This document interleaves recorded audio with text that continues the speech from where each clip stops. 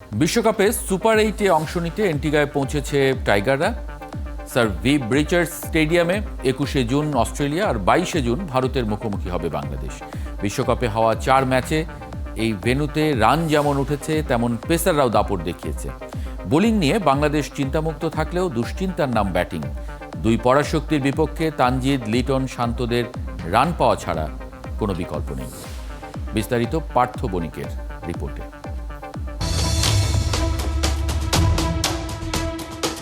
বাসে ওঠা, বাস থেকে নামা, লাগেজ নিয়ে এয়ারপোর্টে টানা হ্যাচড়া, আর সব শেষে হোটেলে চেক ইন করতে লম্বা অপেক্ষা। বিশ্বকাপের শুরু থেকেই ঠিক এরকম দৌড়ের উপর আছে team Bangladesh. Texas, Dallas, New York, Saint Vincent, Antigua মিলিয়ে বাংলাদেশ এখন পর্যন্ত ফ্লাইটে উঠেছে 6 বার, অতিক্রম করেছে 11,500 কিলোমিটারের বেশি দূরত্ব। কিন্তু এত ট্রাভেল করার পরেও বাংলাদেশ শিবিরে স্বস্তি নাই। সুপার 8-এও টাইগারদের টাইট শিডিউল। এবারের বিশ্বকাপে সবচেয়ে বেশি রানের খেলা চলছে যেখানে, সেই স্যার ভিভ রিচার্ডস স্টেডিয়ামেই বাংলাদেশের next 2 match back to back 2 দিনে, প্রতিপক্ষ অস্ট্রেলিয়া আর ভারত। নর্থ সাউন্ডে এখন পর্যন্ত হয়েছে 4টা খেলা। ওমান স্কটল্যান্ড ম্যাচে যেখানে রান উঠেছে 150-র ওপর, সেখানেই নামিবিয়াকে 72 রানে প্যাকেট করেছে অস্ট্রেলিয়া। ইংল্যান্ডের সামনে ওমান গুটিয়ে গেছে 47 রানে। আবার এই পিচেই 10 ওভারে 122 রান তুলে হইচই ফেলে দিয়েছে ইংল্যান্ড। সহজেই বোঝা যাচ্ছে নর্থ সাউন্ডের উইকেটে ব্যাটিং করতে পারলে বড় স্কোর যেমন সম্ভব, তেমন খেলতে না পারলে মান সম্মান নিয়ে ফেরাও বেশ কঠিন। ভিভ রিচার্ডস স্টেডিয়ামে এবার বিশ্বকাপের 4 ম্যাচে উইকেট পড়েছে 41টা, যার 12টা নিয়েছে স্পিনাররা আর 26টা গেছে পেসারদের দখলে। স্ট্যাটেই পরিষ্কার পেস ফ্রেন্ডলি উইকেট হলেও এখানে স্পিনারদেরও আছে বড় রোল। বিশ্বকাপে এখন পর্যন্ত 3 পেসার নিয়ে খেলছে বাংলাদেশ। সুপার 8-এও সে জায়গায় পরিবর্তনের সুযোগ নেই বললেই চলে। প্রশ্ন হলো, শরীফুল যদি ফিট হয়ে ওঠেন তাহলে কার জায়গায় ফিরবেন? তানজিম সাকিব এই মুহূর্তে বিশ্বকাপে টপ 5 উইকেট টেকারের একজন। মোস্তাফিজও আছেন শীর্ষ 10-এ। তাসকিনও পিছিয়ে নেই ফিজের সমান, তারও 7 উইকেট। তাই পেস ইউনিটের কম্বিনেশন ভাঙার সুযোগ একদমই নেই। আর স্পিনে ঋষভ তো এক্সট্রা অর্ডিনারি। এবার আসা যাক টাইগারদের ব্যাটিং এ। ধুমধারাক্কা ব্যাটিং ডিসপ্লেতে বেশ পিছিয়ে লিটন, শান্ত, তানজিদরা। পাওয়ার প্লেই দেখুন, নেদারল্যান্ডস ম্যাচ ছাড়া কোনোটাতেই বলের চেয়ে বেশি রান তুলতে পারেনি বাংলাদেশ। অথচ নর্থ সাউন্ডে অস্ট্রেলিয়া আর ইংল্যান্ড পাওয়ার প্লেতে রানের বন্যা ছুটিয়েছে, কেউই 50-এর নিচে রান করেনি। তবে কি সুপার 8-এ পানিতে পড়তে যাচ্ছে টাইগাররা? ব্যাপারটা কিন্তু মোটেও তেমন না। নর্থ সাউন্ড বাংলাদেশের জন্য বেশ ভালোই পরিচিত। এই মাঠেই 2 টেস্ট আর 2 ওয়ানডে খেলার অভিজ্ঞতা আছে টাইগারদের, যদিও একটাতেও জেতা হয়নি। সবশেষ 2022-এ এই ভেন্যুতে টেস্ট খেলেছিল টাইগাররা। লিটন, শান্ত, সাকিব, মোস্তাফিজরা যেখানে বড় ব্যবধান হেরেছিলেন। পরিসংখ্যান যেমনই থাকুক, অস্ট্রেলিয়ার বিপক্ষে মাঠে নামার আগে বাংলাদেশ পাচ্ছে 3 দিন। তানজিদ, লিটন, শান্তদের সামনে সময় অল্প, স্ট্রাইক রেট আর রান বাড়ানোর পথ খুঁজে বের করার। পার্থ বণিক, 71। বিশ্বকাপ টি-20 সুপার 8-এ বাংলাদেশের 3 ম্যাচ 21, 22 এবং 25শে জুন। প্রথম 2 ম্যাচ হবে এন্টিগায় অস্ট্রেলিয়া এবং ভারতের সঙ্গে, পরেরটি আফগানিস্তানের সাথে সেন্ট ভিনসেন্টে, যেখানে বাংলাদেশ নেপালের সঙ্গে জিতেছে। বাংলাদেশ দলের পারফরমেন্স এবং প্রত্যাশা কি, এ নিয়ে আজকে কথা বলবো। আমাদের সঙ্গে আজকে আছেন ক্রিকেট বিশ্লেষক নাজমুল আবেদিন ফাহিম এবং সাথে আছেন আরেক ক্রিকেট বিশ্লেষক এম কায়সার। আপনাদের স্বাগত জানাচ্ছি সংবাদযোগে। এম কায়সার, দলের এখন যা চেহারা, অ্যাটলিস্ট সুপার 8-এ উঠে যাওয়ার পরে এবং যেভাবে আমরা উঠেছি, প্রত্যেকটা ম্যাচে যেভাবে ঢুকেছে দল, তারপরে এখন দলের চেহারাটা কি রকম দেখেন, কি প্রত্যাশা? ধন্যবাদ মাহবুব, এবং ঈদ মোবারক আপনাদের সবাইকে। ফাহিম ভাইকেও ঈদ মোবারক। বিষয়টা হলো যে দেখুন, এই বিশ্বকাপে এখন পর্যন্ত শুধু আমি কোনো অজুহাত দাঁড় করাচ্ছি না, এই বিশ্বকাপে বাংলাদেশ শুধু না, আপনি প্রায় সবগুলো দলই আপনার ব্যাটিং এ বড় ধরনের সমস্যা কিন্তু পড়েছে। আপনি দেখবেন যে এখানে বিশেষ করে যুক্তরাষ্ট্রে যে ম্যাচগুলো হয়েছিল সেখানে তো মোটেও কিন্তু আপনার ব্যাটিং ফ্রেন্ডলি তো বলাই যায় না, সেখানে আপনার গ্রাফটিং করে ক্রিকেট খেলতে হতো। টি-20-তে 120 বলে আপনি 113 রান করেও কিন্তু ম্যাচ জিতে যাচ্ছেন, এবং সেটা একটা দুটো ম্যাচে না, প্রায় সবগুলো ম্যাচে কিন্তু এই সিনড্রোমটা ছিল। দ্যাট মিনস সেখানকার কন্ডিশন এবং উইকেটের যে আচরণ ছিল তাতে আপনি কখনোই কিন্তু সেখানে ধুমধাড়াক্কা বা আপনি 180 বা 200 রান করে ম্যাচ জিততে পারবেন না। সেই ধারা থেকে কিছুটা পরিবর্তন এসেছে যখন ওয়েস্ট ইন্ডিজে ম্যাচগুলো হয়েছে। তারপরে ওয়েস্ট ইন্ডিজের সবগুলো ভেন্যুতে কিন্তু না, সর্বশেষ যে ভেন্যুতে বাংলাদেশ খেলেছে সেন্ট ভিনসেন্টে, সেখানে আপনি দেখেছেন যে বাংলাদেশ মাত্র 113 রানটা ডিফেন্ড করে ফেলেছে। তো সবকিছু 113 বা 106 রান ডিফেন্ড করে ফেলেছে। সবকিছু মিলে আমার কাছে মনে হচ্ছে যে এখন সুপার 8-এ যেখানে খেলাগুলো হবে সেই উইকেটগুলো কিছুটা অবশ্যই কিন্তু পরিবর্তন হবে, বা সেই উইকেটগুলোতে কিছুটা একটু, যেহেতু ফ্রেশ উইকেটে খেলা হবে, নতুন উইকেটে খেলা হবে, এখানে আমার মনে হচ্ছে না যে আপনি একদম পুরোপুরি সেরকম ওই 110 বা 120 রানের উইকেট হবে। তারপরও সবচেয়ে বড় বিষয়টা হলো যে আপনি টি-20 বা যে কোনো ক্রিকেটে খেলতে নামলে আপনাকে প্রথম যে জিনিসটা কাউন্ট করতে হবে সেটি হলো যে আপনার উইকেট কেমন আচরণ করছে সেটা খুব দ্রুত রিড করতে হবে। যদি আপনি আগে ব্যাট করে থাকেন এবং আপনি যদি আগে বোলিংও করে থাকেন, তখনও কিন্তু এটা সবচেয়ে ইম্পর্টেন্ট একটা বিষয়। আমার মনে হয় এই বিষয়টা ফাহিম ভাই নিজেও ব্যাখ্যা দিবেন, তবে আমি একটু ছোট্ট করে বিশ্লেষণ করতে চাই। সেটি হলো যে কোনো ফরম্যাটের ক্রিকেটে বা যে কোনো ফরম্যাটের খেলায় বা যে কোনো ফরম্যাটে আপনি জীবনের যে কোনো কিছুতে আপনি যদি দ্রুত অ্যাডাপ্ট করতে পারেন, দ্রুত খাপ খাইয়ে নিতে পারেন এবং সেই পরিস্থিতির সাথে নিজেকে মানিয়ে নিতে পারেন, তাহলে দেখবেন যে আপনি বিজয়ের তালিকায় থাকবেন। সো বাংলাদেশ দলকেও কিন্তু এখন তাই করতে হবে। যদি আপনি দেখবেন যে উইকেট এখানে 180 রানের উইকেট থাকে, সেই তখন সাথে সাথে কিন্তু প্ল্যানটা চেঞ্জ করে সেই অনুযায়ী ক্রিকেট খেলতে হবে। আর যদি দেখেন আপনি 130 রান বা 140 রান করলে আপনি সেটাকে পার স্কোর হিসেবে ভাবছেন, অথবা সেটাকে একটা উইনিং স্কোর হিসেবে মনে করতে পারছেন, উইকেট যদি সেরকম আচরণ করে বা নেচার যদি সেরকম থাকে, তাহলে আমার মনে হয় সেভাবেই কিন্তু যাওয়া উচিত। জোরাজুরি করে আপনি কখনোই কিন্তু টি-20-তে বা যে কোনো খেলায় জোরাজুরি করে আপনি কিন্তু পারবেন না। আপনাকে পরিস্থিতির দাবি মিটিয়ে খেলতে হবে। এখন প্রশ্ন হলো যে বাংলাদেশ দলের যে ব্যাটিং এর অবস্থা, তাতে এই দাবিটা মেটাতে পারবে কিনা বাংলাদেশ। দেখুন, আপনি এখন প্রথম পর্বে খেলেছিলেন, সে প্রথম পর্বে যে দলগুলো ছিল সেই দলগুলো এবং যে মেজাজে খেলেছিলেন, এখন আপনাকে কিন্তু মেজাজটা অবশ্যই একটু বদল করতে হবে। কারণ আপনি প্রথম পর্ব পার করেছেন, দ্যাট মিনস আপনি কিন্তু ক্লাস 5-এর বৃত্তি পাস করেছেন। এখন আপনি সুপার 8-এ উঠেছেন, দ্যাট মিনস আপনি এই, যদি আমি অন্যভাবে ব্যাখ্যা দিই, যে আপনি ক্লাস 8-এর বৃত্তি পরীক্ষা কিছুটা হলেও আপনার কঠিন হয় ক্লাস 5-এর তুলনায়। এটা আমি উদাহরণ হিসাবে একটু বললাম। আপনি পরিস্থিতিটা আরো কঠিন হবে বাংলাদেশ দলের জন্য, কারণ 20টি দল ছিল এই টুর্নামেন্টে, তার মধ্যে 12টি দল বাদ হয়ে গিয়েছে, মাত্র 8টি দল রয়ে গেছে। এবং যে 8টি দল রয়েছে তার মধ্যে কিন্তু আপনি হিসাব করলে দেখবেন যে 5টা থেকে 6টা দল এই শিরোপার কন্টেন্ডার হিসেবে কিন্তু খেলছে, অর্থাৎ তারা চ্যাম্পিয়ন হতেই এসেছে। সো আপনাকে এখন লড়াইটা করতে হবে কিন্তু একদম পুরোপুরি চ্যাম্পিয়ন দলের বিরুদ্ধে। সো বাংলাদেশ আগে যে ম্যাচ খেলেছে বা আগে যে ফরম্যাটে ক্রিকেট খেলেছে বা আগে যে মেজাজে ক্রিকেট খেলেছে, সেখান থেকে বেরিয়ে এসে বাংলাদেশকে অবশ্যই কিন্তু চ্যাম্পিয়নদের মেজাজের মতো ক্রিকেট খেলতে হবে, বিকজ আপনি চ্যাম্পিয়নদের মোকাবেলা করছেন সুপার 8-এ। জি, নাজমুল আবেদিন ফাহিম, আমরা যখন এই বিশ্বকাপটা খেলতে গিয়েছিলাম সেই সময় আমাদের প্রত্যাশাটা এতখানি ছিল কিনা, বিশেষ করে প্রথম ম্যাচ যখন আমরা শ্রীলঙ্কার সঙ্গে জিতেছি, তারপরে আসলে আমাদের আশাটা বেড়েছে, বা আপনি নিজেও গণমাধ্যমে বলেছিলেন যে প্রথম ম্যাচটা খুবই ভাইটাল, বাংলাদেশ যদি শ্রীলঙ্কার সঙ্গে জেতে তাহলে সম্ভাবনাটা অনেক বাড়বে। এখন এম কায়সার যেরকম বলছিলেন যে এখন চ্যাম্পিয়নদের মানে লড়াইয়ে ঢুকে গেছে, চ্যাম্পিয়নশিপের লড়াইয়ে ঢুকে গেছে, সুতরাং মেজাজটা ওরকম করতে হবে। দলের চেহারা আপনি কি দেখেন এখন? ধন্যবাদ সবাইকে, শুভেচ্ছা একসাথে।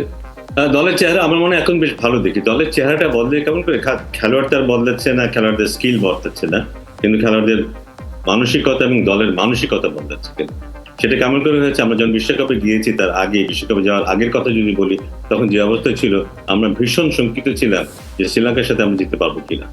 শ্রীলঙ্কা আমাদের সমপরিচিত একটা দল, সমশক্তির একটা দল, কিন্তু ওদের সাথে আমরা জিততে পারবো কিনা সেটা নিয়ে খুব শঙ্কা ছিল। আমি শ্রীলঙ্কার সাথে যদি হেরে যেতাম তাহলে কি কি হতে পারে সেটা নিয়ে আমরা অনেক আলাপ করেছি। কিন্তু সেই শ্রীলঙ্কার সাথে জিতেছে বাংলাদেশ, সাউথ আফ্রিকার সাথে বাংলাদেশ কঠিন যুদ্ধ করেছে এবং বলতে হবে নিজেদের দোষেই হেরেছে, এবং তারপরে কিন্তু নেদারল্যান্ড এবং নেপাল দুটো দলের সাথে তারা কিন্তু জিতেছে। আমরা যখন গেছে, কিন্তু আমরা কিন্তু যে টার্গেট সেট করেছিলাম, শুধু দল না, আমরা যারা বাইরে ছিলাম তারাও যে টার্গেটটা সেট করেছিলাম, সেটা অনুযায়ী শ্রীলঙ্কার সাথে আমরা জিতে যাই তাহলে আমরা দুটো ম্যাচ জিতে পারি বাকিটাই। এই 3টা ম্যাচ যদি আমরা জিততে পারি তাহলে আমরা পরবর্তী রাউন্ডে যেতে পারবো। টিম কিন্তু সেটাই করেছে। টিমের কৃতিত্ব হলো এটাই যে টিম তাদের টার্গেট কিন্তু ফুলফিল করেছে। কে করেছে, কেমন করে করেছে, দ্যাট ইজ ইম্যাটেরিয়াল। কিন্তু একটা দল ভালো না খেললে কিন্তু এভাবে এটা করা সম্ভব না। এই দলটা ভালো খেলেছে, হতে পারে এই দলের কোনো অংশ ভালো খেলেছে, কোনো অংশ ভালো খেলেনি, হতে পারে, কিন্তু এই দলটা ভালো খেলেছে সামগ্রিকভাবে। না খেললে এই কাজটা আমরা করতে পারতাম না। সো এই কৃতিত্ব পুরো এই দলের কৃতিত্ব। এখন যেখানে আছে এই দলটা, আমার মনে হয় যে ওই একটা জায়গায় আমাদের এখন একটু গ্যাপ আছে। বাকিটা যদি আমরা বলি, একদিক দিয়ে যেমন গ্যাপ আছে, আরেকদিক দিয়ে কিন্তু ওই স্ট্রেংথ আমাদের আছে। আমরা বোলিংয়ে যে কাজটা করছি এটা কিন্তু অভাবনীয়। আমাদের মতো একটা দলের আমার ব্যক্তিগত আমি মনে করতে পারি না কখনো বাংলাদেশ দলের বোলিং ইউনিট এতটা স্ট্রং ছিল কিনা যারা একাই ম্যাচ দিতে পারে ব্যাটারদের সাহায্য ছাড়াই। সেটা কিন্তু এখন আমাদের এসছে। আমি নিশ্চিত যে প্রত্যেকটা দেশ এই যাদের সাথে আমাদের খেলা হবে তারা আমাদের বোলিং স্ট্রেংথ বিশেষ করে খুব সময়ের চোখে দেখবে, এবং তারা হয়তো এই ভয়টাও পাবে এই দলের মিডল অর্ডার বলি, লেগ মিডল অর্ডার বলি, এবং নিচের দিকেও দু একজন ব্যাটসম্যান আছে যারা হাত চালাতে পারে। তাদের সাথে সাথে যদি উপরে যারা এই পর্যন্ত রান করতে পারেনি তাদের মধ্যে যদি একাধিক যদি জ্বলে ওঠে তাহলে কিন্তু এই দলটা সাধারণ দল নয়। এই বিশ্বকাপে কিন্তু এটা আইপিএল এর উইকেট নয়, এটা কনভেনশনাল উইকেট নয় যেখানে বোলিং করে ব্যাটসম্যান উইকেটকে বিশ্বাস করবে এবং বড় বড় রানের প্ল্যান করে যাবে। এখানে সবার মধ্যে কিন্তু একটু কনফিউশন থাকবে, দ্বিধাদ্বন্দ্ব থাকবে, ভয় থাকবে যে কখন কি ঘটে যায়, এবং সেটাই বোধহয় বাংলাদেশের সবচেয়ে বড় শক্তির জায়গা হবে। কিন্তু বাংলাদেশের যেহেতু বোলিং এর সবচেয়ে বড় শক্তির জায়গা, সেই কন্ডিশনটাকে বাংলাদেশ সবচেয়ে ভালো এক্সপ্লয়েট করতে পারবে। বাংলাদেশে বিভিন্ন ধরনের বোলার আছে, যেমন এখন আমরা সাকিবকে দেখছি ভীষণ এগ্রেসিভ ইন্টেন্ট নিয়ে বল করছে, বল মুভ করাচ্ছে, বাউন্স এক্সপেক্ট করছে। আবার অন্যদিকে আমরা মুস্তাফিজকে দেখছি তার পেসের ভ্যারিয়েশন দিকে দারুণ বিব্রত করছে কিন্তু ব্যাটারদেরকে। এবং পাশাপাশি আমাদের মিডল অর্ডার বা লেগ মিডল কথা আমি আগে বলেছি। আমার মনে হয় আমাদের একটা বেশ ভালো একটা কম্প্রিহেন্সিভ একটা দল এখন আছে। এই দলকে সমীহ করতে হবে বিপক্ষ দলকে, এবং আমার ধারণা এই দল খালি হাতে ফিরবে না। টপ 8-এ যে খেলাগুলো হবে সেখান থেকে এই দল খালি হাতে ফিরবে। মানে খালি হাতে ফিরবে না বলতে আপনি কি প্রত্যাশা করছেন? আমরা সেমিফাইনাল খেলার সম্ভাবনা আছে আমাদের? সেমিফাইনাল খেলা কিন্তু দেখুন এই দলে কিন্তু আমার মনে হয় if I am not wrong এখানে অস্ট্রেলিয়া আছে, এখানে ইন্ডিয়া আছে, যারা সেমিফাইনাল না যারা চ্যাম্পিয়ন হওয়ার জন্য ওখানে গেছে এবং চ্যাম্পিয়ন হওয়ার যোগ্যতা তারা রাখে। তাদের তুলনায় কিন্তু আমরা লেসার টিম, এটা মানতেই হবে। কিন্তু আমরা এতটা পিছিয়ে নেই যে আমরা এইসব দলকে হারাতে পারবো না। আমার এখন ব্যক্তিগত মনে হয় যে আমরা এতটা পিছিয়ে নেই যে এদেরকে আমরা হারাতে পারবো। সো সেটা যদি আমরা বিবেচনা করি সেমিফাইনালে যাওয়াটা অসম্ভব না, কিন্তু আমি যে এক্সপেকটেশনটা আমরা একটা দুটো ম্যাচ জেতার কথা আমি ভাবছি, কিংবা অপোজিশন ভীষণ চাপের মুখে ফেলে দেওয়ার কথা ভাবছি। আমি যে জায়গা থেকে আমার কাজের ক্ষেত্র থেকে যদি বলি কোচ হিসেবে, সেটা আমাকে অনেক স্যাটিসফাই করবে। দেখুন টার্গেটগুলো রিয়েলিস্টিক হওয়া খুব ভালো। এখন যদি আমরা সেমিফাইনালের কথা চিন্তা করি, আমরা যদি ফাইনালের কথা চিন্তা করি, সেটা দলকে যে প্রেশারটা রাখবে তার চাইতে দলকে যদি ফ্রিডম দেওয়া হয় নিজেদের মতো করে খেলা, এবং সেটা করে তারা সম্ভবত তাদের সেরা খেলাটাই খেলতে পারবে, এবং সেটা যদি খেলতে পারে আমি নিশ্চিত যে একটা ম্যাচ আমরা জিততে পারবো, এবং সেটা কিন্তু খুব কম হবে না কিন্তু প্রাপ্তির দিক থেকে যদি বিবেচনা করি। জি, এম কায়সার, সামাজিক যোগাযোগ মাধ্যমে এই দলের খেলোয়াড়দের নানানভাবে ট্রল করা হয়েছে, দলকে নিয়ে ট্রল করা হয়েছে, কিন্তু নাজমুল আবেদিন ফাহিম যেমন বলছিলেন যে আমরা যদি পরিসংখ্যানগুলো দেখি খেলার, আমরা কিন্তু সবগুলো ম্যাচই জিততে পারতাম। আমরা সাউথ আফ্রিকার সঙ্গেও তো আমরা প্রায় জিতেই গিয়েছিলাম ম্যাচটা। সুতরাং দল তো খারাপ করেনি, কিন্তু তারপরেও মানে কি বলবো, মানে দর্শক বা আমরা আসলে ম্যাচিউরড কিনা দর্শক হিসেবেও, যে আমরা খেলাটা বুঝে দেখছি কিনা, বা মানে কিভাবে ব্যাখ্যা করবেন এই বিষয়টা? এর ব্যাখ্যাটা যেটা আমি করব সেটা হয়তো সামাজিক যোগাযোগ মাধ্যমে যারা রয়েছেন তারা আমাকে খুব একটা আমার এই মন্তব্যটা পছন্দ করবেন না। দেখুন, আমার মনে হয় যে সার্বিকভাবে আমরা ক্রিকেট পছন্দ করি, ফুটবল পছন্দ করি, যে কোনো খেলাই পছন্দ করি, কিন্তু সার্বিকভাবে এখন পর্যন্ত আমরা স্পোর্টিং নেশন হয়ে কিন্তু উঠিনি। স্পোর্টিং নেশন হয়ে উঠলে তাহলে এই ধরনের অবস্থা হতো না যে আপনি ন্যাশনাল টিমের কোনো ক্রিকেটার 2 ম্যাচে খারাপ খেললে তাকে আপনি গালিগালাজ অথবা তাকে যেভাবে বাজেভাবে ট্রল করে তার মানসিক অবস্থার আরো একটু ধসিয়ে দিবেন। অথচ সবসময় কিন্তু বলা হয়ে থাকে যে আপনি দল যখন খারাপ করে বা কোনো খেলোয়াড় যখন খারাপ করেন, তিনি যদি ফর্মে থাকেন, তখন কিন্তু তার সবচেয়ে বেশি প্রয়োজনটা হয় সহযোগিতার, সহমর্মিতার এবং কাঁধে হাত। সেটা যদি না করে আমরা যদি তার গলা কাটতে শুরু করে দেই, তাহলে কিন্তু আপনি সেটা কখনোই তাকে সমর্থন দেওয়া হলো না, বরঞ্চ আমার মনে হয় যে তিনি বিপদে ছিলেন তারা আরো বড় বিপদের গর্তে ফেলে দেওয়া হচ্ছে। সো অবশ্যই এটি কোনো মতেই করা উচিত না। আপনি সমর্থন অবশ্যই করবেন, যে দল অবশ্যই সমর্থক যারা রয়েছেন তারা অবশ্যই জয়টা দেখতে চান, এবং একটা জিনিস মনে রাখতে হবে যে মাঠে যারা খেলেন তারা সবাই কিন্তু জেতার জন্যই খেলেন, তারা কেউ কিন্তু হারার জন্য খেলেন না, কারণ এটাই তাদের কাজ এবং তারা জানেন যে জয়টা কত গুরুত্বপূর্ণ। হ্যাঁ, আপনাকে বলতে হবে যে আমরা সবসময় কিন্তু ফাইনটা বলেছিলেন হবে, আমাদেরকেও কিন্তু অনেক সমাজের যে বিষয়টা রয়েছে সেই বিবেচনা বোধটুকু কিন্তু আমাদেরকে আনতে হবে। আপনি সব ম্যাচ জিতবেন না, কিন্তু সেই সঙ্গে আবার মনে রাখতে হবে যে সব ম্যাচ কিন্তু হারাও যাবে না। আপনি যে ম্যাচ জিতবেন না, যে ম্যাচে আপনি হারবেন, সেই ম্যাচে কিন্তু আপনাকে এমন ভাবে হারা যাবে না বা এমন ভাবে করা যাবে না যাতে আপনি একদম লো কম্পিটিশন ম্যাচ হয়ে গেল। সো কম্পিটিটিভনেসটা রাখতে হবে আপনাকে, এবং সেই সঙ্গে একটা জিনিস অবশ্যই যোগ করি, সেটি হলো যে আপনাকে ধারাবাহিক হতে হবে।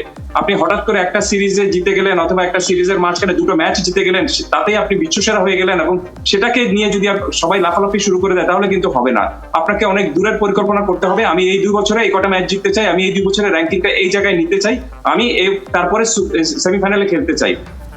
আর এই বিশ্বকাপের কথা যদি আপনি বলেন তাহলে আমি মনে করি যে এখন পর্যন্ত বাংলাদেশ কিন্তু 100-তে 100। কি কারণে? কারণটা হলো যে ফাইম ভাই যেটি বলছিলেন যে এই বিশ্বকাপে প্রথম 3টি ম্যাচ জিতে তারপর আমরা কিন্তু কোয়ার্টার ফাইনাল সুপার 8-এ যাওয়ার স্বপ্নটুকু দেখেছিলাম। সেই কাজটুকু কিন্তু আমরা করেছি। খুব সম্ভবত আপনার এখানে আমি একটা মন্তব্য করেছিলাম যে বাংলাদেশ যদি তাদের প্রথম ম্যাচে শ্রীলঙ্কাকে হারাতে পারে তাহলে সুপার 8-এ খেলার সম্ভাবনা পথে বাংলাদেশ এগিয়ে যাবে +70, আর যদি না পারে তাহলে সেটা হবে -70। ঠিক একইভাবে আপনি বাংলাদেশ এখন সুপার 8-এ যে খেলতে নামছে সেখানে 3 প্রতিপক্ষ রয়েছে। প্রথমে অস্ট্রেলিয়ার সাথে খেলবে, তারপরে ভারতের সাথে খেলবে, তারপর আপনার আফগানিস্তানের সাথে খেলবে, যে আফগানিস্তান কিন্তু আপনি দুর্দান্ত পারফরমেন্স করেছে সাম্প্রতিক সময়। সো বিবেচনার হিসাবে কিন্তু এই 3টি দলই খুবই শক্তিশালী, খুবই আপনার টি-20-তে যে কোনো দলকে হারানোর ক্ষমতা রাখে তারা, এবং অনেক দূরে যাওয়ার একটা যোগ্যতা রাখে। ভারত আর অস্ট্রেলিয়া তো আপনার চ্যাম্পিয়ন দল, তারা তো টি-20 বিশ্বকাপ জিতেছে। সো এখানেও বাংলাদেশকে আমি মনে করি যে সেই প্ল্যানটা নিয়ে নেওয়া উচিত যে প্রথম ম্যাচ আপনি যদি বাংলাদেশ ভারত অস্ট্রেলিয়াকে প্রথম ম্যাচে হারাতে পারে তাহলে সেইভাবেই কিন্তু আবার দেখা যাবে যে আমাদের যে আপনি সেমিফাইনালের কথা বলছেন সেই সেমিফাইনালের পথে বাংলাদেশ কিন্তু এগিয়ে যাবে অন্তত 65 বা 60+।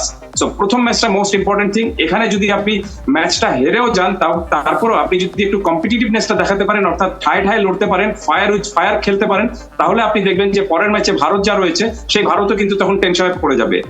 ক্রিকেটে একটা জিনিস অবশ্যই মনে রাখতে হবে যে আপনাকে কন্ট্রোলটা নিজের হাতে রাখবেন। আপনি যখনই কন্ট্রোলটা ছেড়ে দিবেন তখন দেখবেন যে আপনি স্টিয়ারিংটা চলে যাচ্ছে আরেকজনের হাতে এবং আপনি তখন ম্যাচে শুধুমাত্র পার্টিসিপেটরি দল হিসেবে রয়েছেন। সেটা যেন না হয়। তবে হ্যাঁ, মোমেন্টাম আপনার পক্ষেও আসবে, বিপক্ষেও যাবে, কিন্তু সবচেয়ে মোস্ট ইম্পর্টেন্ট থিংটা হলো how you can control the situation. জি, নাজমুল আবেদিন ফাহিম, মানে 3টা দলের মধ্যে আফগানিস্তান, অস্ট্রেলিয়া এবং ভারত, আপনি মানে কাদের সঙ্গে জেতার আসলে আশা করেন? আমরা যদি কাগজ কলমে দেখি এবং স্ট্রেংথ প্লেয়ার টু প্লেয়ার দেখি, আমার মনে আফগানিস্তান একটা দল যেটা যারা খুব বেশি ডিপেন্ডেন্ট তাদের ওপেনিং প্লেয়ারের উপরে। আমরা যদি একটু লক্ষ্য করি যে বিশ্বকাপে তাদের ওপেনিং প্লেয়ার যখন ভালো করেছে, তারা খুবই ভালো করেছে এবং সেই শক্তির বলেই কিন্তু তারা জিতেছে। সেটা তাদের বড় একটা শক্তির জায়গা। আমার মানে ওইখানে আমাদের একটা সুযোগ আছে। আমাদের দল যদি ওভারঅল আমরা দলটাকে দেখি, আমাদের দল কিন্তু কোনো অংশে পিছিয়ে নেই। মনে হতে পারে আফগানিস্তান 2-একটা ম্যাচে অনেক রান করেছে, এটা যেমন সত্যি। আমাদের দল কিন্তু বিপক্ষ দলকে অনেক কম রানে আউট করেছে, এটাও কিন্তু আমরা খেয়াল লক্ষ্য করছি না। এটা আমাদের শক্তির জায়গা কিন্তু। সো আফগানিস্তানের জন্য আমাদের সাথে খেলাটা খুব সহজ ব্যাপার হবে না। সো ওইটা একটা জায়গা আছে। আমার ধারণা যে ভারতও যে খুব ভালো প্রিপারেশন হয়েছে ভারত তা নয়, কিন্তু ভারত নিউ ইয়র্কের যে উইকেটে খেলেছে সেই অভিজ্ঞতা খুব একটা কাজে আসবে না কিন্তু এখানে। ওয়েস্ট ইন্ডিজে যখন এই পরবর্তী রাউন্ডে খেলা শুরু হবে সেই অভিজ্ঞতাটা খুব কাজে আসবে না। সো ভারতও কিছুটা কিন্তু একটু সাবধানে খেলতে হবে কিন্তু। সো সেটা আমাদের জন্য সুযোগ তৈরি করে দেবে, আমাদের জন্য সুযোগ থাকবে, কারণ আমাদের বোলিংটা খুব ভালো। সেটা একই জিনিস কিন্তু অস্ট্রেলিয়ার ক্ষেত্রে প্রযোজ্য।